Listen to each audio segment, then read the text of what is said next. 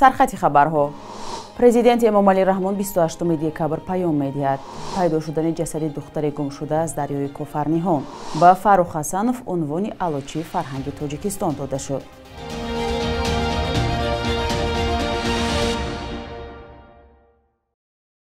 салом бинандаҳои азизи навиди бомдодӣ, умедворам хубед ва чун маъмул дар ин вақт моро тамошо доред. имрӯз 13 декабр аст. президенти Тоҷикистон эмомалӣ раҳмон рӯзи 28 декабр дар ҷаласаи муштараки ҳарду палатаи парлумон барномаи кори ҳукумат дар соли ояндаро шарҳ медиҳад. ҳамасола дар моҳи декабр раиси ҷумҳурии Тоҷикистон паёми солунаи худро ба парлумон ироа мекунад. дар ин ҷаласа раисони вилоятҳо, шаҳру ноҳияҳо, намояндагони сафоратҳои хориҷии муқими Тоҷикистон, масъулони созмонҳои фарҳангӣ, иҷтимоӣ ва марказҳои илмӣ низ ширкат мекунанд.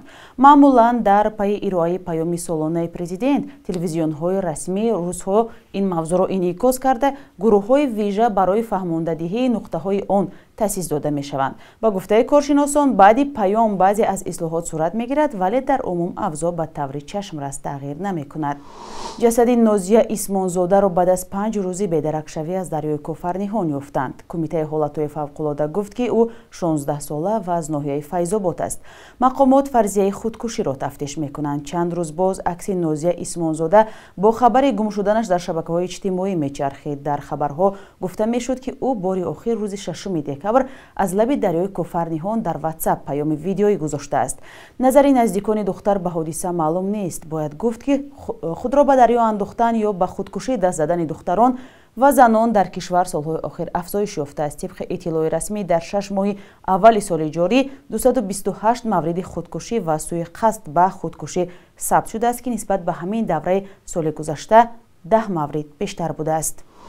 ширкати ҳавопаймоии Сомон Эйр теъдоди парвозҳояшро тариқи хатсайри Душанбе Хуҷанд Душанбе зиёд мекунад. ҳамин тавр аз 16 декабр парвозҳо бо ин хатсайр ҳамарӯза анҷом дода мешаванд.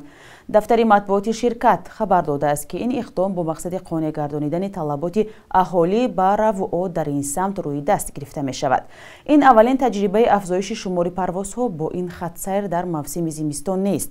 амасола дар ин мавсим ширкат шумори парвозҳоро байни шаҳрҳои Душанбе ва Хуҷанд зиёд мекунад, то ки сокинони ин шаҳрҳо имкони хубе дошта бошанд ки сари вақт ва бехатар ба макони дилхоҳашон бирасанд. ҳамаи парвозҳо аз пойтахт ба шаҳри Хуҷанд ва бозпас аз он ҷо бо ҳавопаймои Боинг 737 иҷро карда мешаванд. эмомалӣ раҳмон раиси ҷумҳурии Тоҷикистон гуфт ба ҳар хонаводаи тоҷик китоби шоҳнома тақдим карда шавад. дар ин бора президент дар ҳамоише ба ифтихори 115-солагии академик Бубоҷон Ғафуров таъкид карда дастур дод ки шоҳномаи Абулқосим Фирдавсӣ нашр ва ба ҳар як оила дастрас карда шавад. ба гуфтаи президент эмомалӣ раҳмон ин барои огоҳии ҳарчи бештари мардум аз таъриху фарҳанг ва тамаддуни аҷдодони хеш муҳим аст. мо низ аз сокинон дар кӯчаҳои Душанбе пурсидем ки дар бораи шоҳнома чӣ медонанд, ин асари ки аст, дар бораи қаҳрамонҳои ин асар чӣ медонанд, посухи райгузаронро ҳамроҳ мебинем. асар аз устод Абулқосим Фирдавсӣ мебошад. дар бораш ҳам хоша медонам ки мақсад Абулқосим Фирдавсӣ нерасона гашт. дар шоҳнома чӣ гуфта шудааст? дар бораи чӣ гап меравад? шоҳнома рости гап соз бояд нест. хондагӣ ҳастед? ягон қисматаш ёдатон ҳаст? қисмати инаи Рустам ва Суроб дар ёдам астад. кичике дар охир мақсад вай мекунанд. бисёре хиша ба ҳалокат мерасонанд. ана бо кичоша гум аз ҳамин оғозшавиш аз сарчашмаш аз Каюмаср гуфтани шахс сарчашма мегиравад. чӣ тавр оташ пайдо мешавад дар вай. ҳамин хай аввалин бор дақиқӣ нависондагии мақсад. баъд вай Абулқосим Фирдавсӣ дар муддати 30 чанд сол давом додагиша.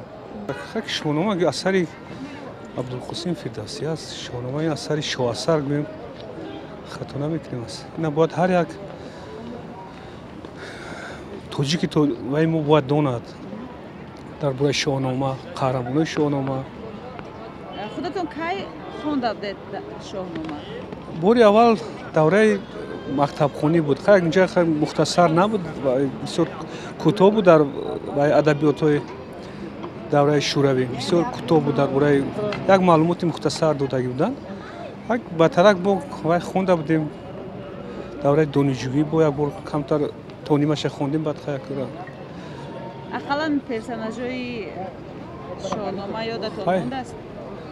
хаяк инҷа золи зард рудоба бисёр қаҳрамонҳо ҳастанд ки мисол қаҳрамонои асари шоҳнома аз рӯи хаяк пӯшиданест ки филмам гирифтанд ин як дастоварди бузурги ҳамин миллати тоҷик аст ки мо ягона вай ҳастем ки филм аст дар бораи шоҳнома.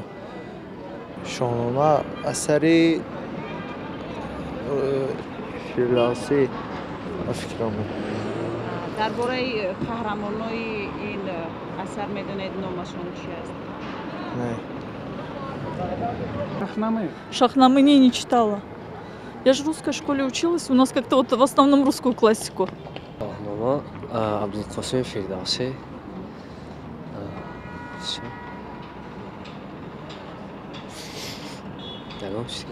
дар бораи қаҳрамонои худи шоҳнома чӣ медонед?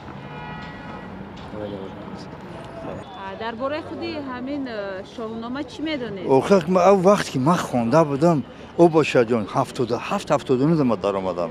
медонед ки навиштаастанд? охир Абдулқосим Фирдавсӣ навишта ки чӣ хел намедонем ора. ақаллан ягон ҳамон персонажҳои шоҳнома. охир ина Рустаму Сороб амнора навишта бо бисёр субуду ҷадака. дар бораи шоҳнома дар мактаб хонда будам ростига филм дидаги ҳастам аз шоҳномаи Фирдавсӣ,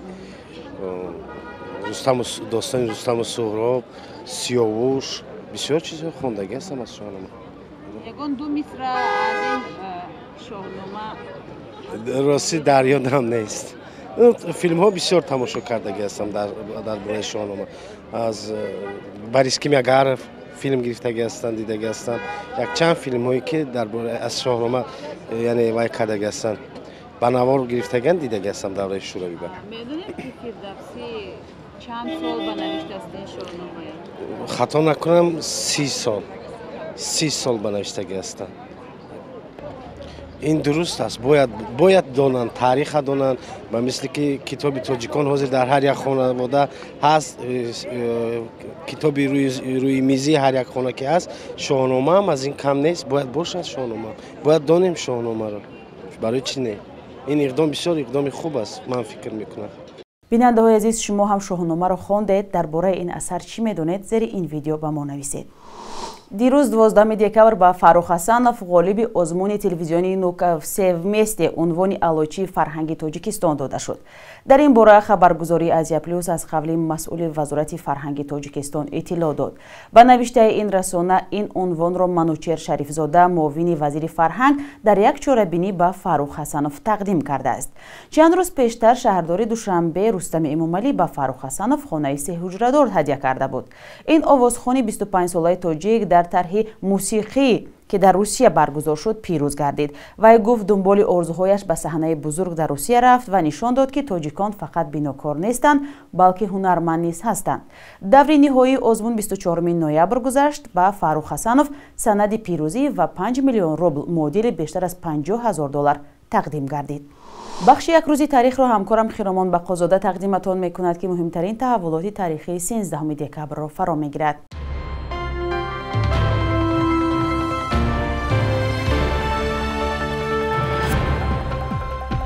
13 декабри соли 2017 бо як қарори баҳсбарангези мақомоти Русия, Каромат Шарифов, ҳомии ҳуқуқи муҳоҷирони тоҷик дар ин кишвар, аз шаҳрвандии Русия маҳрум ва ба Тоҷикистон депорт шуд. дар ҷараёни кораш барои ҳимояи муҳоҷирон ӯ борҳо бо мақомоти Русия вориди ихтилоф шуда буд. бисёриҳо ихроҷи ӯро як амали сиёсӣ ва тавтеяи мақомоти русу тоҷик барои аз майдони кор берун рондани ин фаъоли ҳуқуқи муҳоҷирон донистанд. Каромат Шарифов 9 май соли 2020 дар Тоҷикистон дар пайи бемории дил даргузашт. 13 декабри соли 1936 шоҳзода Карим Оғохон, раҳбари исмоилиёни ҷаҳон таваллуд шудааст. дар Тоҷикистон беш аз 200 000 пайрави мазҳаби исмоилия зиндагӣ мекунанд ва бахши аъзами онҳо дар вилояти Бадахшон ҳастанд.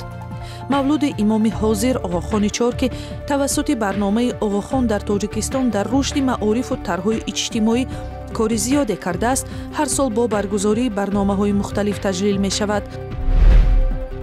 бархе манбаъҳои таърихӣ мегӯянд 13 декабри соли 1826 аҳмади дониш яке аз андешамандон ва адибони пешрафтаи қарни 19 таваллуд шудааст.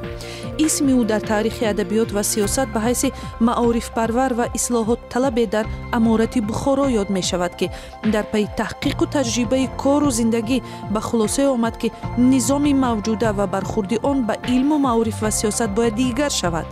аз камтарин донандагони забони русӣ дар даври худ бо сафарномаҳояш аз Русия ва инқилоби фикрӣ маъруф аст. субҳи имрӯз қурби рубли русӣ нисбат ба дирӯз 1 сомонӣ боло рафта 1000 рубл ба 121 сомонию 70 дирам баробар шуд. Бар асоси қурби таъинкардаи Бонки миллии Тоҷикистон $100 амрикоӣ ба 1096 сомонӣ ва 100 евро ба 1184 сомонӣ иваз мешавад.